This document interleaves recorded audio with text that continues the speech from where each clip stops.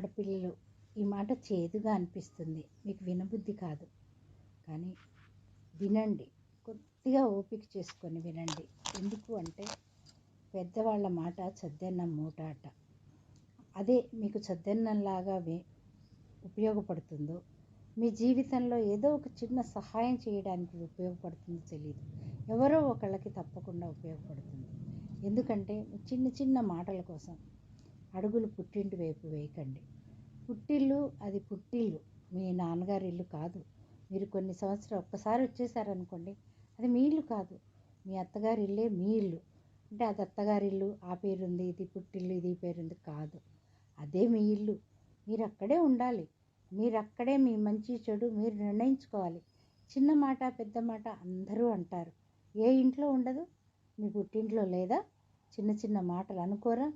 అందరం అనుకుంటాం. అన్నదమ్ములు ఎన్ని అనుకుంటాం, అక్కచెల్లెళ్ళం ఎన్ని అనుకుంటారు. ఇప్పుడు మేము ఏవో చిన్న చిన్న మాటలు వచ్చినాయి అనుకోండి, అత్తగారింట్లో వెళ్ళిపోవడం అనేది సరి అయిన నిర్ణయం కానీ కాదు. మీకు పుట్టింట్లో కూడా మీకు సరి అయిన మర్యాదలు ఉండవు. ఒక్కసారి భర్త దగ్గర నుంచి దూరమైన ఆడపిల్ల అందరికీ చులకనే. అందరూ మాటలు అంటారు.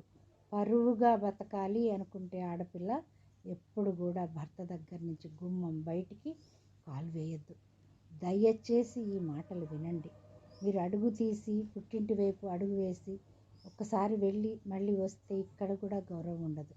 చిన్న చిన్న మాటలు, కోపాన్ని అనుకునే మాటలు ఎక్కడైనా ఉంటాయి. మీరు పుట్టింటికి వెళ్ళినా కూడా పని చేయరా?